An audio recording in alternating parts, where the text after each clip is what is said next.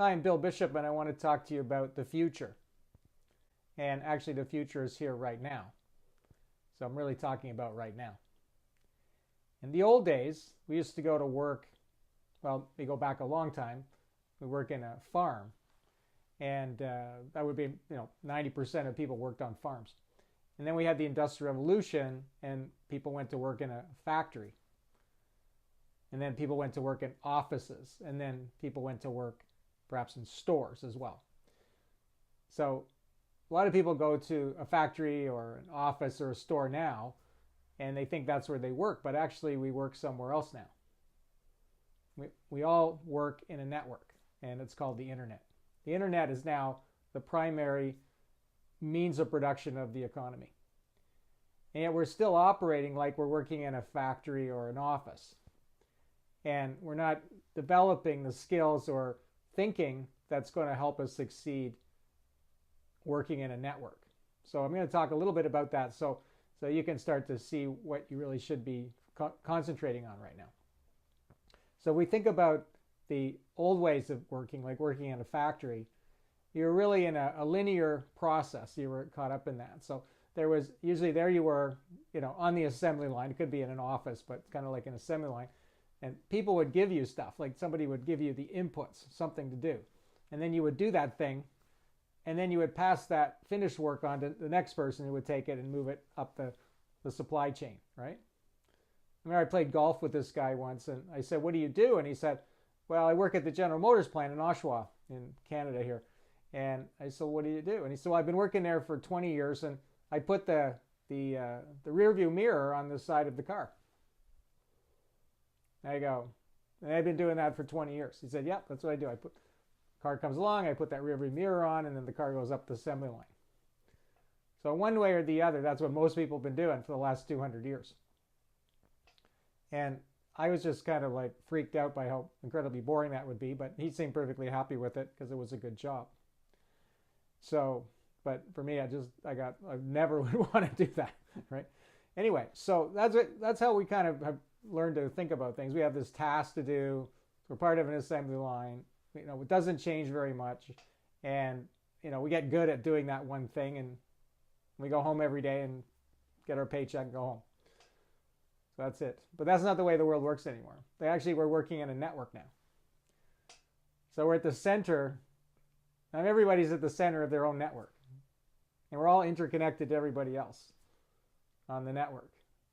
So now you have all these people. So you might even just think of it as an email list. So you have a few people on an email list, maybe 20 people or 100 people or maybe 1 million people, but you're connected. And then you've got connections on social media, on LinkedIn and Twitter and Instagram and so on. So this is all very nice, but are we really taking full advantage of that? So what I realized is that in this networked world is that there's a whole different way of thinking about it.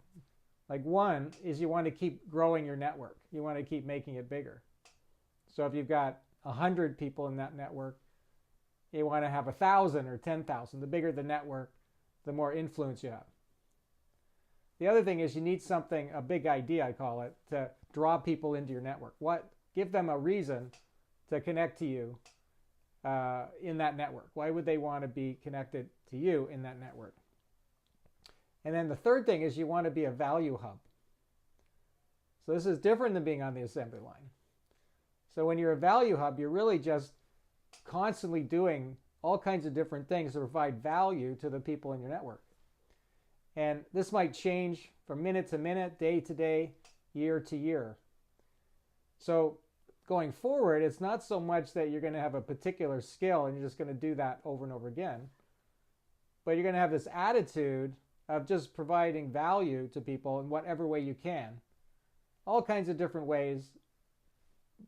Do one thing in the morning, one thing in the afternoon, another thing in the evening. And you might combine different things. You might also connect people to other people in the network so that they can get value. So it's almost like we have this kind of multi-pronged assembly line that we've created. We're at the center of it, and we're taking inputs and outputs and we're putting them together in different combinations. So whereas the old factory world we worked on the assembly line was very linear. This is very spatial. Now this could seem kind of, theoretical, right? Sort of academic in a sense, but it's actually really important because I see people acting like they're still working on an assembly line. It's like they're selling hammers and they're trying to get everybody to buy hammers. And nobody's really interested in that. And they're not really building up a network. Whereas if you're just providing continuous value as a value hub, and you have a big idea, you're going to draw people into your network, and that network is just going to get bigger and bigger, and you'll have more influence and more ways that you can make money in that network. So that's part of what I call new factory thinking, and it's part of my book, The New Factory Thinker. So what I'm encouraging you to do is to read the book, check it out, and you can go to this website that I'll direct you to, and you can watch a presentation on new factory thinking. It's there. And also you can read the first part of the book for free on there, and that'll start giving you some ideas of what I'm talking about.